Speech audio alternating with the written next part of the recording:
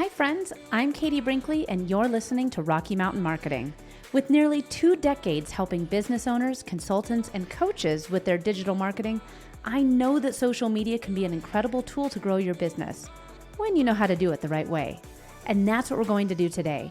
I teach you how to navigate the world of entrepreneurship and digital marketing, and hopefully you'll grow your business with a few great tips you wouldn't have known otherwise, and maybe even discover a great local business you love. Let's dive into today's episode. Welcome back to this week's episode of Rocky Mountain Marketing. I'm really excited to be sitting down with today's guest because I've seen him speak on stage a number of times, and we're so in alignment on just the way that we approach marketing and treating others as a human being. And actually, I had the opportunity of seeing him earlier in 2023. After I saw him take the stage, I was like, man, I have to bring him onto the podcast for all of you guys because I think it's a good refresher as to how we should be approaching our business, approaching our marketing, and really how we should be treating our employees, our customers, everybody. So today's guest is none other than Bryan Kramer, and he is the proud father of Human to Human, or H2H, an executive coach, a keynote speaker, investor. He does virtual and in-person global keynotes. I mean, he's done it all, and he's also a TED Talker. Bryan, I can't thank you enough for coming on the show today because I think that one of the things that we all need to do is take a step back and start talking to one another and treating each other as more than just a number. With social media, we're all about how many followers. With podcasting, how many downloads.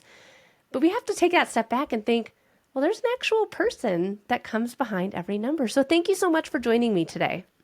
Oh, wow. That is such a kind introduction. Thank you. I loved watching you as well. I got to see you speak. So we're in the mutual admiration club here. A quick step back for those listeners who might not be familiar with you. I said you're the proud father of Human to Human, or H2H.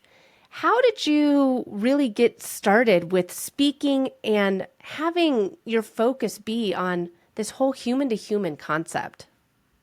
It's a good question. We had an agency that we started in 2001, and this is before social media. So, which is so weird to say that 2001 is before social, but feels like it was a long time ago. There was still a lot of disruption happening around them, which was more around the internet, building websites and creating human experiences on the web through digital. And that was the transformation that we saw. I've always worked in digital transformation since I graduated college, and that was my job or my role. Was helping to transform agencies and marketing firms. The thing that I always thought that was missing was the human-to-human connection or the human experience, depending upon what we were working on. When we started the agency, we started with that concept in mind and started to create everything around the human experience. And as social media came on the scene, it kind of parlayed really nicely into what we had already been saying. I would talk to, like yourself, I would talk to a wall if it was willing to listen about it. I was talking at Rotaries and you name it, anybody that would hear it. I just loved it. I still love speaking. I don't like the massive travel that came with it, but I do like the speaking part. Getting on stage is just like, to answer your question, was just like a gift to be able to talk to people about what I love doing, which was this topic. One day in 2014, I was sitting in front of the right audience at Bloomberg in San Francisco. It was an executive marketing audience, and social media was really taking off. It was just like Twitter, formerly known as, and LinkedIn and Facebook, and all these great platforms were really coming on the scene, and everything changed because now all of a sudden companies had to actually listen to the customer. There was they had a voice, and they're like, what do we do?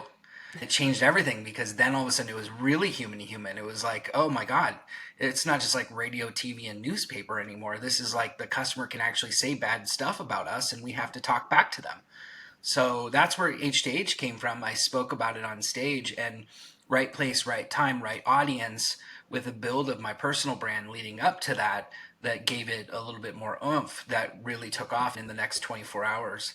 It got over 24 million impressions and just took off. And then my book released soon after that, which did fairly well. That just kind of like sprung forward into even more speaking and traveling 200 days a year and really taking the message globally. Man, 200 days of travel. That sounds Yeah. exhausting. No, thank you. Yeah, it wasn't any fun. Well, so let's talk a little bit about this whole human to human concept of here we have social media.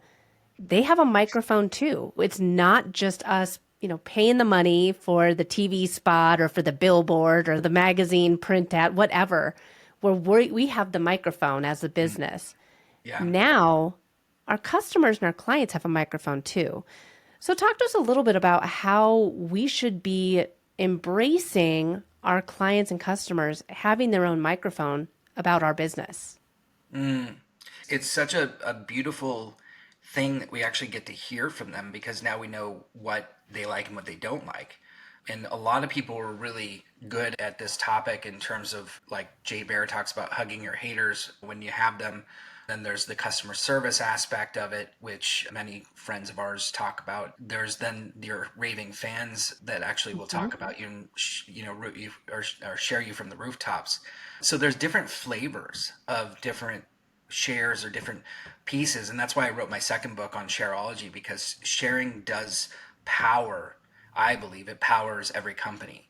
And when you harness the power of sharing in the right direction, you can really create an incredible brand that sticks, a brand that will stick around even in the worst of times, because now you've got something that you can hang your hat on. I think that that's how you deal with it, is you really start to harness and hone in on who are your top 1% raving fan people. That's where I'd start for any brand personally, because I think that you can't take on the world. It's the social media land is just too massive. But if you take on the top 1% of who that is in your world, or who it could be, and you start there and start creating a community around that, then anything is possible. When shit hits the fan, they're going to be there to help support you. Or when you want to build your company to new goals and new lengths, they're going to be there to support you. And that means giving them more insight, giving them more things to focus in on and understand, and maybe behind the scenes stuff that they wouldn't otherwise get access to, like really treating them like the raving fans that they are. Sharing, I think, on social media isn't just about sharing, it's also cultivating relationships so that then it starts to create more outwardly for the company that you want to be, kind of like the Jerry Maguire approach, the company that you want to be, that we almost love, which every company really is. Oh, yeah. And I think that so many businesses almost are approaching their social media as a to-do list. Mm. And one of the things that you said just now was, how are you building out your community around your brand, around your business to create those raving fans? So, what advice would you have to business owners who are using social media as a to-do list? All right, I went ahead and made that short form video. I did a post, whatever. How would you talk to them and try and kind of shift their mindset into creating those raving fans, creating that community? One of the things that when we started Pure Matter, we went through a lot of different iterations, but one of the things that we really focused in on eventually was influencer marketing. And it was just pivotal when we started to really create influencer programs for companies like IBM. We created their first global influencer program globally. What we did is we brought in 30 influencers that were not yet influencers. In fact, Brian Fanzo was one of them. There were people that were on their way up, and we took the AI that IBM had, Watson, and ran everybody's profiles, a whole bunch of people through Watson, and it told us who the up and comers were in Huh. lots of different spaces. So in like HR and in technology and in all these different sectors, and we brought them in to a real in-person experience. We held a day-long new way to work kind of workshop. We had them run it and tell us what is the future for how we're going to work, which ironically I think it's next week, that's 10 years from when we actually did it.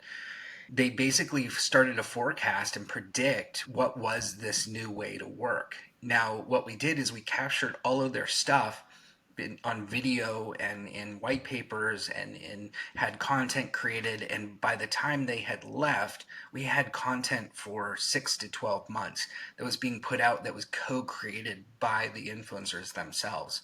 And it was co-created as futurists. So they were not only helping to determine what was going to happen eventually, but also kind of put up on a pedestal next to IBM as the future of what a new way to work was going to be. And that helped for them to want to share it because now they co-created this content that was helping to put it out into the world, and they were standing tall saying, hey, we help, not only do this, but we believe in it because we came up with it. So it's not just IBM saying this, it's the influencer saying this or the futurist saying this. It really made a difference. And that's what I think companies have the power to do, is really bring things into that human to human experience and create them so that then people are willing to share because it was co-created, not just created by the brand, but with the brand. When you're able to co-create, I love collaboration over competition. So for someone that doesn't have AI, Watson helping them find these up and coming influencers, how can you find your biggest fans to collaborate with? So the good news is that we all have a Watson now. Back then, Watson was like an enterprise development AI, and now we all have Chat GPT, and we've got all Claude and all these different AI pieces of software that we can use to run these sorts of things through. So it is possible for anyone to build kind of like their mini influencer campaign, if you will, or your fan campaign. There's a lot of software out there too, as you know, like different pieces of software that will, like Agora Pulse. There's different, and just you can almost throw a rock and hit any piece of software that's going to pull in a list of people that are going to show you who's sharing your stuff. But it's not just about who's sharing your stuff. It's who is out there that really believes in the vision and the why behind what it is that you're standing behind, and then how can you pull them in based upon a combined belief in behind the why of what it is that you believe in. Those are the kinds of people that you really want. With all of what we're doing online, we have the opportunity to collaborate, to listen, to grow with people all over the world. Not just all over our local area, but people we see come into our store all the time. We have people all over the world that can tell us their insights of what they think about the podcast or what they thought about your book, whatever. There's so many different ways for us to get feedback. So let's talk about how we can speak, market, and more importantly, how we can sell using this human to human strategy that you've really coined. The best way to explain it is through, first and foremost, what is it that attracts us to another human through a digital footprint, because we don't have the context of being in front of them. So what we do is we make assumptions about who they are based upon what we see, what we hear, what we know of them, and what they share online. It's not the context, it's not the body language that we're used to, but yet it's what we see. It's the digital body language of what creates our own assumption of who they are. The best thing that we can do as brands is it's the three pillars that I focused on in H2H, which is simplicity, empathy, and imperfection. You can kind of break these down in terms of, simplicity, like what brand, really creates that brand that you really identify with because you totally get them. Like you understand what they sell, how they speak, you understand what they're saying. I mean, I don't know how many technology companies I used to do marketing for, and I still don't know what they do. So there's a lot of different ways that we can combine simplicity into how we speak. How many acronyms are out there that we work with where we're like, what are you talking about? We have to understand your language, and if we do, then as a customer, we're going to want to work with you more. So that's simplicity. Like Apple's great at simplicity. They just, whether you're an Apple person or not, you know what they sell, you know how many products they sell, and how to get customer service pretty easily. Empathy is one of the hardest ones next up, because you can't really express empathy too well on digital platforms, other than how you might come across in video, which is a little bit easier. Empathy is embracing empathy, though. It's all about embracing the customer and their experience. So if they had a bad experience with their pizza delivery, own it publicly and say, hey, let's make it right. I think a lot of companies do that well, and a lot of companies don't. You see a lot of nonprofits do that well. I think some travel companies have a hard time with it. Um, Airlines are notorious for having to take care of that kind of stuff. Rental car companies, any kind of travel.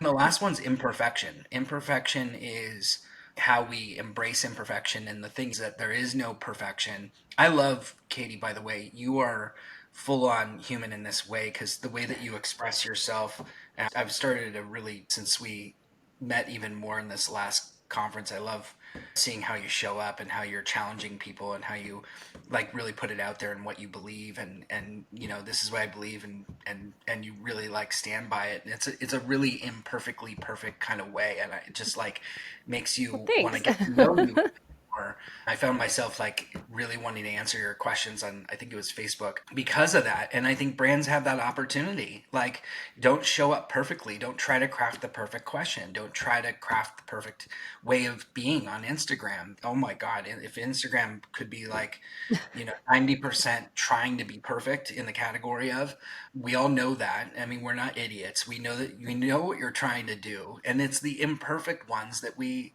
love more. I mean, it's that whole approach of like what we really gravitate towards. And our real friendships in the world are the ones that are imperfect. So really think about that in terms of a brand too. Like, brands really, when they don't create that perfection and they start to really show up as a human brand, it really makes a difference. So when you combine all three, simplicity, empathy, and imperfection, now we want to stand by the brand. Now it's like that whole like, Jerry Maguire approach to like, wow, we believe in the company you almost are, and even though you're an underdog, we're going to stick with you, because that's every company out there. But which one can actually embrace it? That's the key. Well, I think that too, Brian, a lot of businesses are still having that hard time of being willing to be vulnerable. I love the fact that you're like, oh, I love that you're on your soapbox, you're standing, but it took me a while to get there because it is hard to be judged not just by our peers, but by strangers on the internet. Yeah. A lot of business owners, they think, well, it's more than just me at my business. Why should I have to be the one to show my face? And two, I don't feel comfortable doing that, being the human. So what advice or tips would you give to people about, one, giving their business the face, and two, not being afraid of it? Oh, that's a powerful one. Good question. You're right. It takes a long time for you to get the chutzpah, if you will, to really step up and say like, this is what I believe in. I think that really ability part is really hard for a lot of people when you know that everyone's looking, right? It's kind of like the same thing that can pull you up is the same thing that you feel like can drag you down. And you don't want to, you're standing there in front of everyone as a representative of a brand. And if you say the wrong thing, it could be the wrecking ball to your brand, right? And Mm-hmm. we've seen that happen. I mean, you've seen Mark Zuckerberg step up and say some things, and you're like, who are you, dude? Same thing with Elon Musk. I mean, same thing with Bill Gates. Same thing with every single person that you've seen speak has gotten up and said something that you don't like. And yet, we have some little ounce of respect for them because they stood up and they actually said what they believe. So that's the thing. You're never going to make everyone happy, but do you want to attract the top 1%, the top 5% of the right people into your business? Because that's all that really, at the end of the day, does matter. It's not about actually making everyone happy. It's about making the top 1 or 5% happy into, and I don't mean happiness of creating their own happiness, but happy with what it is that you stand for, so that they want to be coming along for the ride. And those kinds of people exist for everyone. I think everybody is an influencer on something. Find out what that is, and you'll get your community. Try to appeal to as many people as possible, but you're going to find your community, your tribe, by just being you and being a human. And I wish that everyone agreed with all the things I said, but they don't. And I mean, as of right now, I have a 6 and a 9-year-old. They still think mom is cool. Man, are they in for a shock in about 2 years when they realize mom is not that cool. But you will find the people that believe in what you're doing, understand with what it is that your business is about and what makes you different. And whether or not they want to buy from you, they want to tell all their friends about you. They want to engage with your posts. They want to listen to your podcast, read your books, do all the things because they're your community. They're your biggest fans. And if you have those people in your corner, you can continue growing from there as long as you keep. So I love that. Oh, I get it about the kids. My kids, we could get them together. They'll all have a campfire around how we're both uncool. So I that makes a lot of Yeah, sense. they think that I didn't bring it out this time, Brian, but I do have a pretty sweet fanny pack. My daughter's also that I wear, and my daughter's like, I want a fanny pack too. And I'm like, oh man, in just a few years, you're going to be like, Mom, why was I wearing that stupid fanny pack? And I'll be like, well, you thought it was cool because Mom thinks they're cool. Hands free. All right. So, all right, as we kind of wrap up today, I want to talk how we can really build out that trust by showing up authentically, by listening to our community and listening to our audience, by collaborating with the right people. How does that build the trust in our business to really help us scale and grow? So trust is, as we all know, trust is earned.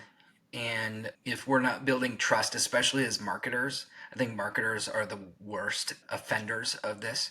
They think that just because you're marketing and using ads that you've now created demand, and they haven't started with trust. Trust, I believe, and this is where I'm heading if it gives you kind of insight into more of what I'm working on. So I don't have the complete answer yet, but what I have done and what I do know is that trust, I believe now more than ever, should be at the center, not the customer.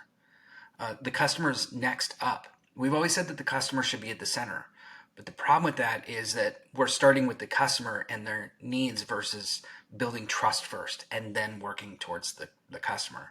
So how do we build trust? Well, trust is like not built overnight. So we have to know that that's the case. We all learn this in communications 101, peeling the onion, the layers of the onion and getting to that soft, gooey center where eventually like we're bawling and it just really gets us tearful.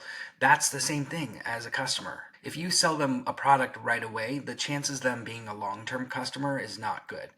So if you're just there for the one-off, your company won't survive. If you're building something where you're peeling the onion and you're creating trust along the way and now you're earning that purchase, that's what's going to do it. The other thing that I'll say is that those things that I talked about, simplicity, empathy, and imperfection, those are the layers to trust. So the more that you put them into your content, the more that you put them into your emails, the more that you put them into your relationships, everything's going to start to unfold as it should. Rather than focusing on, and you said this before, how many followers do we have? How many likes do we have? How many engagement? Like the number one key metric I think we should all be focused on is engagement. If we have engagement, we have everything else. Engagement means, and even if it's bad, it's still good because you get to hear what they're saying.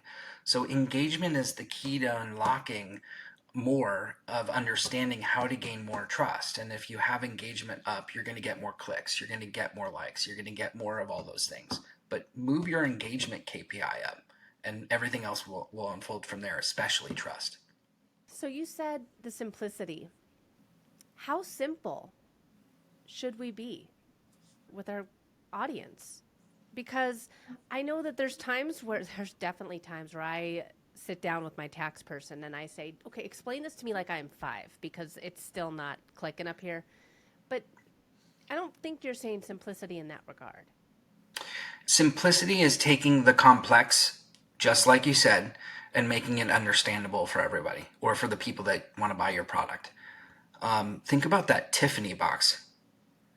I mean, what is it about that blue box? The brand is no different than any other brand except it has a blue box. And I gave one to my wife early on in our relationship and it was like, you what? What did you do? You gave me the blue box. I'm like, never mind what's in it. It's the blue box. That's the simplicity of the whole thing. The brand is built around a blue box. And I'm like, you did what no other jewelry company could really understand, and that's the simplicity of the gift itself is the gift. Like the actual blue box is the gift. What's in it is the cherry on top. And so I was like, oh my gosh, this is the same thing that brands create, is the experience. The experience it can be just as fun or just as good as the actual product itself. That's where I think companies fall down, is how do they create more complex experiences than they have to be. And you think about that, like when you get an Apple box, I'm sorry, again, I'm using Apple, but when you open it up, it's just so like wonderfully like unfolds and does this, and it's just so simple and so small and so easy, and you're like, wow, okay, that was good. When you do that with also with how we speak, like when people speak like the language we all want to be spoken to us, but without asking, because we want to be treated like dumbasses. We want to be treated like we actually don't get what you do until you tell us in simplistic terms, because I'm not an accountant. I didn't study accounting. I need to know, like, what does this mean? Did I save money or did I lose money? I just want to know, like, and Yeah. why? Can you just explain that to me? And so that's the same thing for everything. Everything in this world is how easy you can explain it to another person means that you're going to get more business because you can do it in a way that nobody else can. I love that. And I also am a huge fan of Apple simplicity of like the whole unboxing experience. It's so easy. And honestly, and then like as soon as it's over, I'm like, oh, well, now I gotta wait like 2 more years until I get the next iPhone. But it's so simple. You can open it up, and there is something about not overcomplicating things, making them simple. That's going to again help you connect with people because not my mom, God love her, she still thinks I build websites, despite the fact I've had this social media agency for over 7 years now, and I'm like, well, it's more like Facebook, mom, but you build the websites, right? No, but anyways, well, Bryan, this has been such a great conversation. I think that one of the biggest takeaways for me is really the metrics that we focus in on need to be about the person on the other side of the computer screen. They need to be about the person that's reading the email, the person that's listening to the podcast. What final tips or any final parting words do you have for our listeners today? So here's what I would say. If you take anything away from anything I've said or anything that we've talked about, take this away, that being human is now more than ever your competitive advantage. If you are more human in like replying to somebody with a personal video, like reply to somebody in a way that like shows up, that shows them that you're real. For instance, we did this campaign with IBM, and we did a Valentine's Day campaign, and we put their name onto a Valentine's card and tweeted it out to every single person that was an influencer and said, we heart you today more than ever, and put their name on it and then put a picture of them on it. And it was just like just for them, like we just created this just for that person, and then put it out onto social. And it's like, wow, IBM took this time to create this thing for this person, and everyone else saw it and they're like, that's so cool, I want to be seen. That's really what it's all about. It's about making others and helping others to be seen by what you do. And if you can do that, I mean, what a gift, right? That'll change the trajectory of how your brand shows up forever. It's those little things that make the biggest difference, right? So, well, Bryan, thank you again so much for joining us on Rocky Mountain Marketing today. This has been an awesome conversation. If people or if they want to see you speak on stage, or if they want to keep up to date with all of your happenings, what's the best way for people to connect with you online? Yeah, it's really super hard. If you go to bryankramer.com, Bryan with a Y, Kramer with a K, or at Bryan Kramer anywhere. I say Bryan with a Y, Kramer with a K, which ironically, I was just talking to my dad a couple weeks ago, and I spelled my name for him because I don't know, I do that all the time. Weird. And he looked at me and goes, I named you. And I'm like, oh, yeah. Anyway, Bryan with a I Y, Kramer love with a it. K.com. Amazing. Well, Bryan, thank you again so much for joining us on Rocky Mountain Marketing today. This has been a fantastic conversation. Thanks so much for listening to this week's episode of Rocky Mountain Marketing. Make sure to subscribe so that you can continue navigating the world of entrepreneurship. And I'd love to hear from you. Please leave the show a review and connect with me on social media. You can find me on Instagram at I am Katie Brinkley or connect with me on LinkedIn. And if you're ready to start making some sales on social media, be sure to grab my free guide to selling in the DMs without being spammy. You can get that at katiebrinkley.com. Let's keep taking your marketing to all new heights.